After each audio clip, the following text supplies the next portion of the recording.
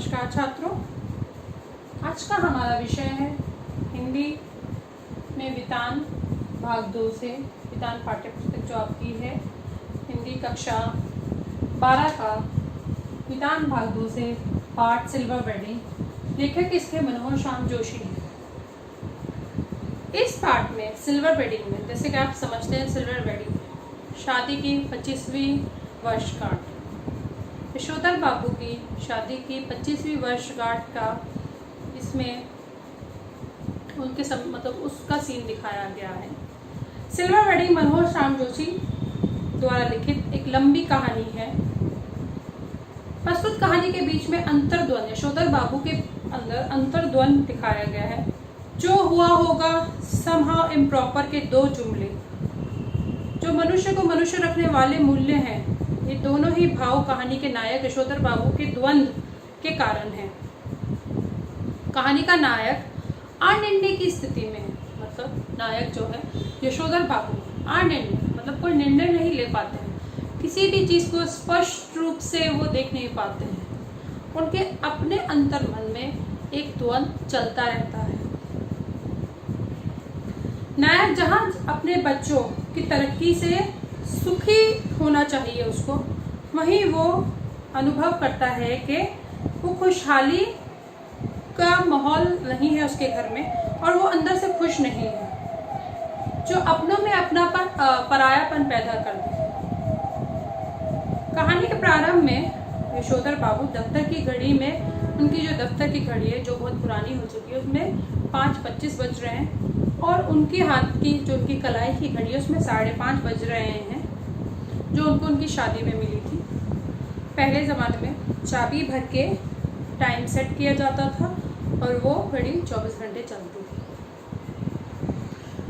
यशोधर बाबू का थोड़ा सा एक मजाकिया स्वभाव है। जैसे ही उनकी घड़ी में 5:30 बजते हैं वो खड़े हो जाते हैं और अपने दफ्तर के अन्य साथियों से कहते हैं कि तुम्हारी ये जो घड़ी है ये तुम भी इसी की तरह सुस्त हो गए हो। फिर वो वहाँ से जब अपना सामान उठा रहे होते हैं तो सब पूछते हैं कि ये घड़ी आपको कहाँ से मिली, तो वो बताते हैं कि मेरी ये घड़ी मुझे शादी में मुझे मिली थी। तो सब पूछते हैं कि आपकी शादी कब हुई थी, तो वो बताते हैं कि 6 फरवरी को हुई थी और 25 साल पहले हुई थी। तो सब कहते हैं कि आज आपकी सिल्वर वेडिंग है। तो यशोधर बाबू को याद आता है कि आज उनकी सिल्वर वेडिंग है, अपनी शादी की 25वीं वर्षगांठ है। सब उनसे क्या नाम इस 25वीं सालगिरह की पार्टी मांगते हैं। तो वो अपनी जेब से 10 रुपये निकाल के देते हैं, क्योंकि वो कहते हैं कि ये सब चोचले तो अंग्रेज़ों के हैं, हमारे यहाँ सिल्वर वेडिंग जैसा कुछ नहीं। तो 10 रुपये में वो सब एक दूसरे को देखते हैं कि इस 10 रुपये में कैसे पार्टी दी जाए। फिर वो अपनी जेब से 20 रुपये और निकाल के 30 रुपये देते हैं। दफ्तर से उस पार्टी में सम्मिलित नहीं होते और वहाँ से निकल जाते हैं। फिर आगे क्या होता है,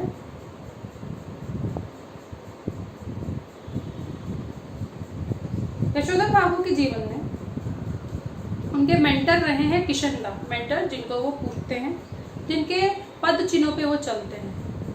जब वो दफ्तर से निकलते हैं तो वो अपने अतीत में आ जाते हैं। अतीत मतलब बीता हुआ समय और जो अभी चल रहा है वो दोनों समय को इसमें दिखाया गया। और उसी के बीच किशनदा जो यशोधर बाबू के मेंटर हैं, उनके वो पत्नियों पे जो चल रहे हैं उनके बारे में बताया गया। यशोधर बाबू जो है यशोधर बाबू के जीवन में किशनदा की बहुत बड़ी छाप है।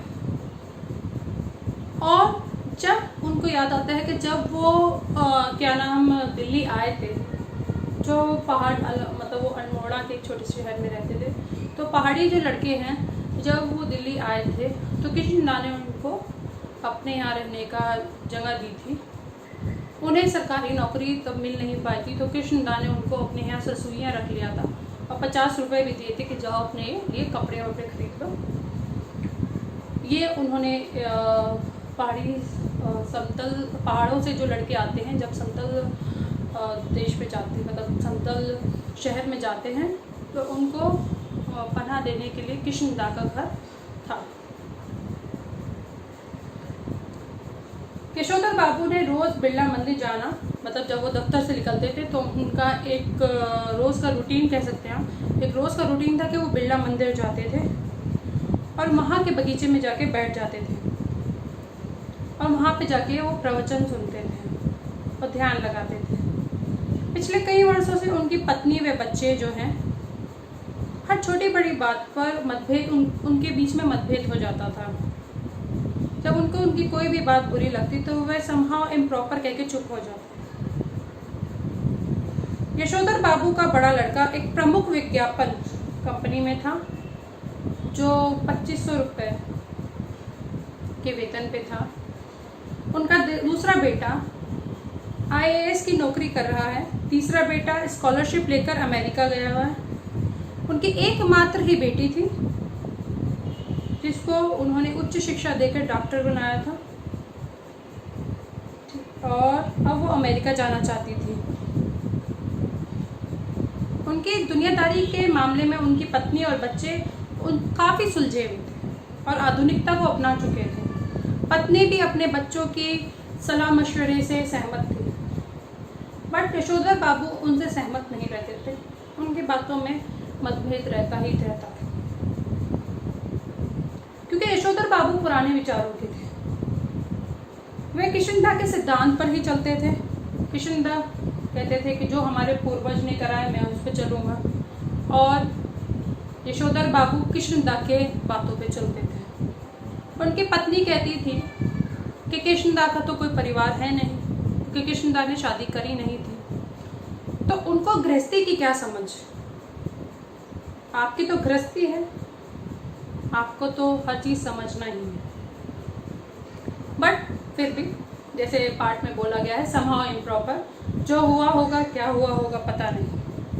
यही जो जुमले हैं पूरे पार्ट में आपको दिखाई देंगे। वे भी किशनदा भी रोज़ मंदिर जाते थे, तो यशोधर बाबू भी रोज़ मंदिर जाते हैं, संध्या पूजा करते हैं, ध्यान में मगन रहते हैं, ध्यान लगाते हैं, किताबें पढ़ते हैं। फिर जब वो सब्ज़ी लेके बिरला मंदिर के बाद वो सब्ज़ी बाज़ार जाते हैं और वहाँ से सब्ज़ी लेके जब अपने घर जाते हैं तो देखते हैं कि घर के बाहर गाड़ी खड़ी है, कुछ स्कूटर और मोटरसाइकिल भी खड़े हैं, और उनका बड़ा लड़का जो है किसी को विदा दे रहा है। यशोधर बाबू की शादी की सालगिरह की पार्टी जो है घर में मनाई जा रही है, जो बहुत आधुनिक तरीके से मनाई गई है। यशोधर बाबू वहाँ पे व्यंग करते हैं जब घर में आते हैं, तो सब उन्हें देख के खुश भी होते हैं। उनके बेटे ने अपने मित्रों को, बेटी के मित्र, आसपास के जितने भी लोग होते हैं, यशोधर बाबू का भतीजा वो भी आता है। यशोधर बाबू उस वक्त व्यंग करते हैं कि हमारे यहाँ सिल्वर वेडिंग कब से बनना शुरू हो गई, जिससे सब लोग उनकी बात को ज़्यादा ध्यान नहीं देते हैं और सब जो है पार्टी में अपना मौज मस्ती करते हैं। फिर उसके बाद जो है पार्टी में केक काटा जाता है। बड़े बेटे भूषण ने उनको एक ट्रेडिशनल गाउन वो दिया है और कहा कि जब आप सुबह दूध लेने जाते हैं तो आप, सर्दी बहुत होती है, आप इसको पहन के जाया करिए। तो उनको भूषण की बात बुरी लगती है, अंदर ही अंदर द्वंद चल रहा है। खुश हैं, उनको एक अपने बेटे की तरफ से भेंट भी मिली है, उनको खुश होना चाहिए, लेकिन उनको इसकी खुशी नहीं वो अच्छी लगती। उनको अपने बेटे की बात अच्छी नहीं लगती कि वो भी तो क्या नाम दूध लेने जा सकता है, मैं ही क्यों जाऊँ।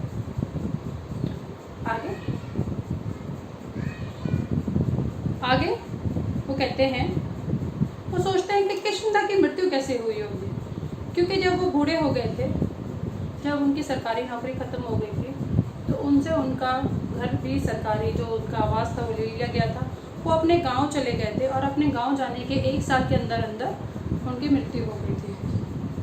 तब उनको यशोधर बाबू को किशनदा की मृत्यु का पता चला, तो उन्होंने सोचा क्या हुआ होगा, जो भी हुआ होगा पता नहीं कैसे, शायद वो डिप्रेशन में आके उनकी मृत्यु हो गई हो, क्योंकि उनके बच्चे वगैरह नहीं थे। जैसे मैंने आपको बताया, उनको गृहस्थी की कोई भी समझ नहीं थी। सिल्वर वेडिंग पार्ट में आखिर में ये होता है कि सब जो है पार्टी कर रहे हैं, पार्टी में अच्छे से मौज मस्ती कर रहे हैं। लेकिन यशोधर बाबू जो हैं पार्टी से बचने के लिए अपने कमरे में चले जाते हैं और कहते हैं कि वह संध्या पूजन करने जा रहे हैं। और वहाँ बैठ के वो बाहर नहीं आना चाहती। जो आधे घंटे की पूजा होती है उसमें वो और समय व्यतीत कर देते हैं। फिर उसके बाद पत्नी और लड़की उनको लेके बाहर आते हैं। वो देखते हैं कि कुछ लोग चले गए हैं, कुछ बैठे हैं और बहुत सारी भीड़ उनके घर में है। पाठ का अंत यही होता है, लेकिन पाठ में समहाउ इम्प्रॉपर और जो हुआ होगा ये जुमलों का बार